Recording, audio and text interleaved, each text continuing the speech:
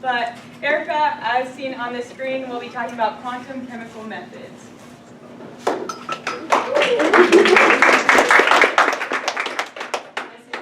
My thesis is quantum chemical methods, its history, and its features. So the first thing is you're thinking of is probably like, what is a quantum chemical method?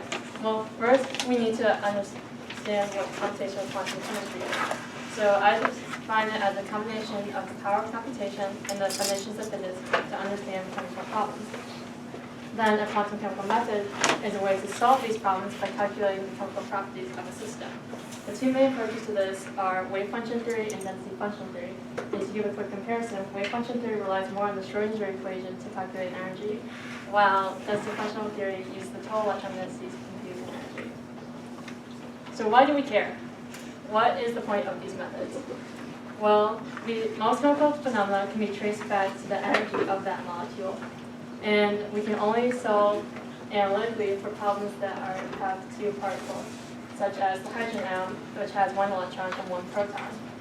So the exact energy of the hydrogen atom, which we solve by on paper, is -0.5 parsecs. And our wave function theory and our density functional theory do not give this answer. Strange. So what we find as computational chemists is that different methods give us different solutions for the same problem. And this is because they solve it different ways. And what we also find is that different methods work better for different problems that we have. So some examples of this are some of the systems I've studied during undergrad. So with quantum chemical methods, you can solve for systems such as drug-protein binding interactions, direct stationary points, and transition states. And I solved each of these with a different quantum chemical method, which I will explain as the next station goes on. So the first method I'm going to introduce you is called density functional theory. This is based off the Holmberg-Cohen theorems for their 1964 paper on inhomogeneous electron gas. And the first theorem states that the ground state electron density uniquely determines the external potential. And this allows us to compute the energy as a functional of the density of its external potential. Then theorem 2 states that we can use this density to attain the minimum energy by variation solving for the universal functional. The universal functional is what makes DFT so attractive because it completely describes the system by using only the 3 dimensions of the electron density. The problem is that the form of the universal functional is so convoluted that it will never be solved. So, how do we overcome this? Well, in 1965, Cohen and Sham introduced orbitals to the picture, and they defined the density as the sum of the probability of one electron orbitals, which can be solved consistently. But most importantly, by introducing orbitals to the picture, they're able to split up the universal functional into the kinetic energy, assuming a non-interacting system, the Coulombic interaction energy, and the exchange correlation energy, which can be solved using the exchange correlation functional, which is now the only part of the equation that we cannot solve. But clever computational chemists came up with ways we can approximate this functional, such as BPE and the Minnesota functionals. So that was a lot of abstract concepts and ideas. So an application of this is a drug-protein binding interaction. So for my first project here at Taylor, I studied halogenated warfarin derivatives bound with bloodstream albumin. Bloodstream albumin is a protein with an active site containing the arginine 222 and leucine 242 amino acids. The warfarin enters this active site and binds to it by hydrogen bonds. And then from our work in collaboration with the University of Belhaven, we figured out that the R warfarin binds 3 to 4 kcals per mole better than the S warfarin, which is what they found in their experimental work. And with that, we were able to confirm their experimental data. Shifting gears into wave function theory. So, wave function theory is based off Hartree-Fock, which turns a many electron problem into a 2-body problem. This is because it takes one electron and approximates it that it's feeling the force of all the other electrons. So the average electric field of all the electrons. And then with that, we put the electrons into one electron or orbitals, and then to form the Hartree bonds, and then we properly anti-symmetrize it to put into a Slater determinant. Then we can use the variational principle to self-consistently solve for the minimum energy. So going through this scheme, we would put like a geometry of a molecule, choose your favorite molecule, and get an initial guess for molecular orbitals. Then we have the Fock matrix at planet, create a Fock matrix, and diagonalize it to see if we get the same coefficients for the molecular orbitals back. If it's within a certain convergence threshold, we say, yes, we can calculate properties. If we're not, then we have to restart the cycle over until we reach convergence. So taking a break and talking about approximations we have made, the first approximation we have made is that it's called the Born-Oppenheimer Approximation. So if you think of yourself as an electron swarming the nucleus, as the electrons are moving so fast, the nucleus seems basically stationary. So with this, we say that the kinetic energy of nucleus goes to 0, and the nuclear repulsion term is a constant. And this greatly simplifies our calculations when we run it on the computer. Then another approximation we have made is that we are using a single reference wave function. So we approximate that wave function consists of only one electron configuration. This doesn't mean that other configurations don't exist. It's just that maybe this one shows up 98% of the time, and the other one only shows up 2% of the time. So to simplify calculations, we just say the 2% doesn't contribute to the energy enough for us to include in the calculation. Let's just leave that one out. And that works for a lot of systems, but it doesn't work for all of them. So this brings us to multi-configurational self-consistent field theory. So our wave function is now a linear combination of states with these different coefficients being the different weights of how they'll occur. And it is used to describe systems in which a single electron configuration is no longer an adequate way to represent the system's character. So in calculation, and we're going to vary both these coefficients and coefficients of the molecular orbitals at the same time. And this allows us to calculate electron correlation energy. Correlation energy is the difference between the exact energy of the molecule minus its Hartree complement. And we break it down into two different forms, dynamic and static. Dynamic correlation describes the instantaneous electron-electron repulsions of a system, while static electron correlation arises due to new degeneracies. And that is why MCSEF is very good at recovering static electron correlation, because it includes all of the states. If we only include one state, we can't calculate the degeneracies. A subset of multi-MCSEF is the complete active space self-consistent field method. So it takes a lot of computational power if we looked at every configuration for every molecule. So what we say is that we're going to limit the amount of configurations by splitting up the orbitals into a core area, an active area, and unoccupied area, such that the core area will always be doubly occupied. The active area can have occupation numbers between 0 and 2, and the unoccupied, as the name said, always has an occupation of 0. And from the picture you can see this is after a calculation, and we ran a CAS 10-10, 10 electrons and 10 active orbitals. And in orbital 20 we have an occupation of 1.08, and orbital 21 we have an occupation of 0.91. And so we have about one electron occupying each of those orbitals, which is not possible in Hartree or Cohen-Shannon DFT, as mentioned earlier. An example of how I used this method was tracing the theoretical pathway of this weird molecule here called benzoyline. So benzoyline is a highly strong isomer of benzene, and we want to see to find its transition state by performing a geometry optimization. So if we had not used the CAS-CF method, we may have biased what the structure will have gone to because it forces the electrons certain occupations, while the CAS-SCF allows us to have those different occupations, giving us more accurate energies for the transition state and more accurate structures. The last method I'm going to talk to you about is called multi-configuration paired density functional theory.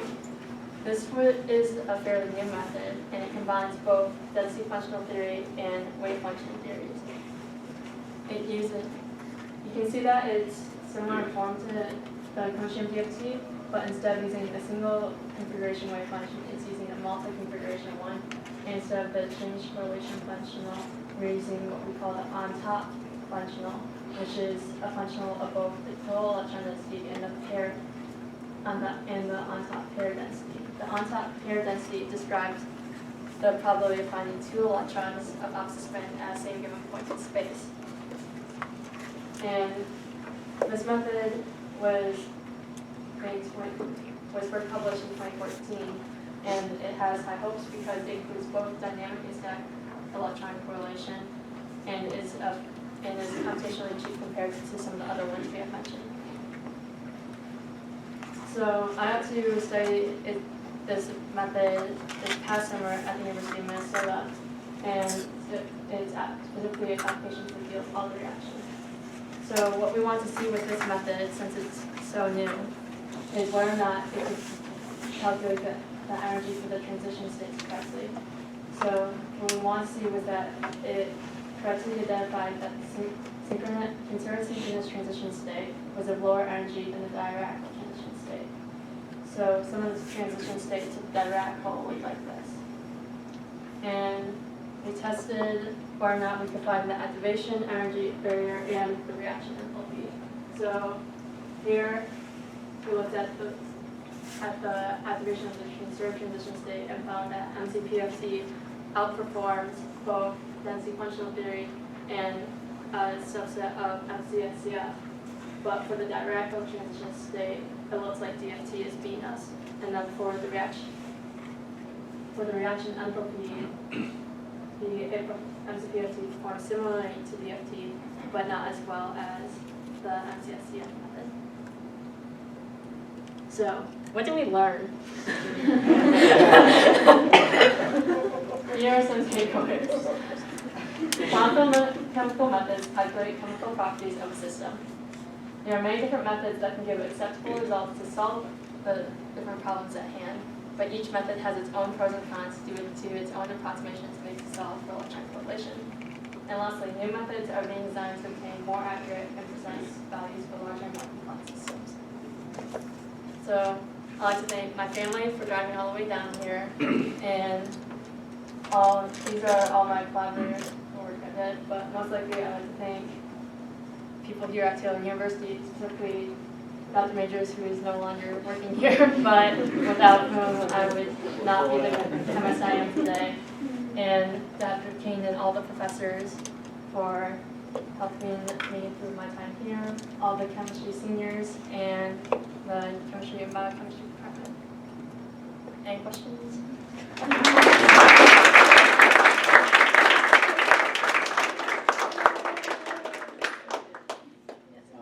So when you look at the diode or the reaction, Yes. when you look at the DN, would you go back to?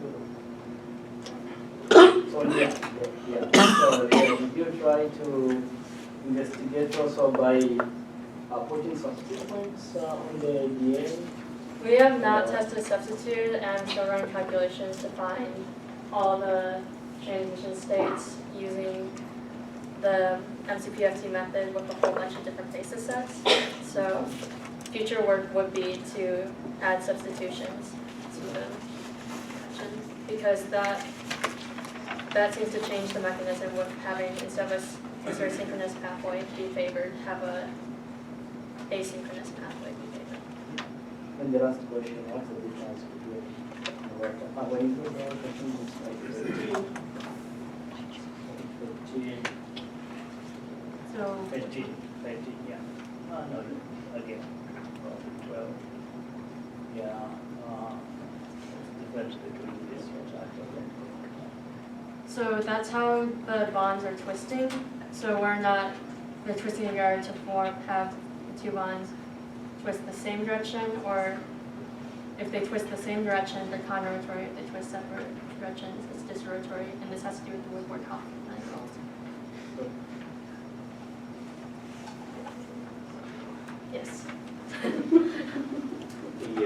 The binding of warfarin. Yes. You said you had two isomers, the S and R. Yes. And can you say again which one?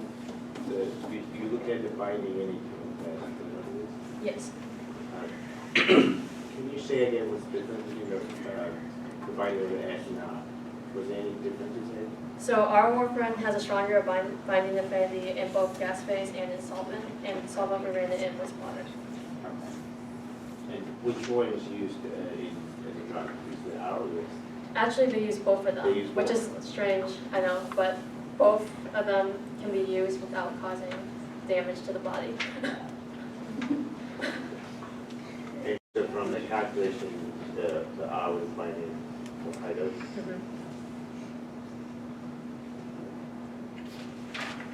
Yes. I have a question. I think if I am quoting you correctly, I think you said at one point, when you were talking about this poster, they're beating us. And that sounds to me like you take this pretty kind of personally.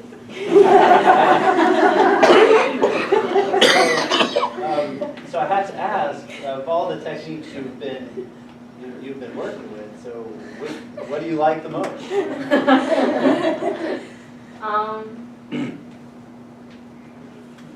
I don't know. I like working with MCPFT because it's new and there's a lot of work to be done before we can fully say that it can be used universally, because we don't have second order derivatives to form a Hessian to find vibrational frequencies, which are necessary to locate transition states.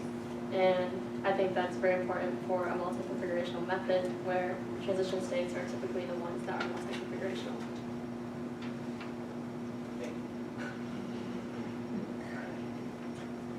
Out of all your research, whether at Taylor, Ole Miss, or Minnesota, what one specific moment stands out where you're just so excited, over the top excited about computational chemistry?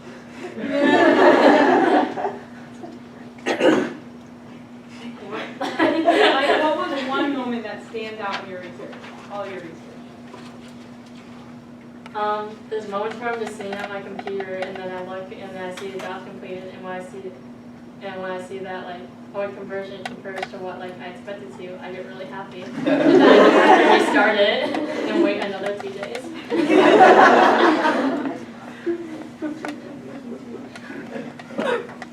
Just by way of advertisement, if you take PChem 2 next semester, a lot more of this will be understandable to you. Yes.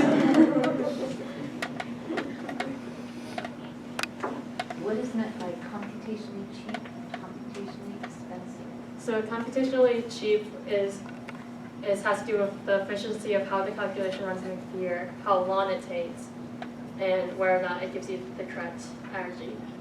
So a computationally expensive method, I'm still working on the project from Ole Miss because it takes about 2 weeks to run each calculation, and sometimes the thing can't finish because it takes so much, because it takes over the resources that I give it, which is right now 50 gigabytes of space on 8 different computing nodes. So that'd be a computationally expensive, while computationally cheap would be what we kind of run in our college chem labs and our organic chemistry labs, where they run in less than an hour.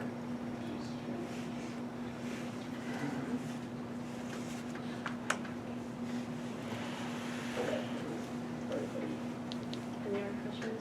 All right, thank you.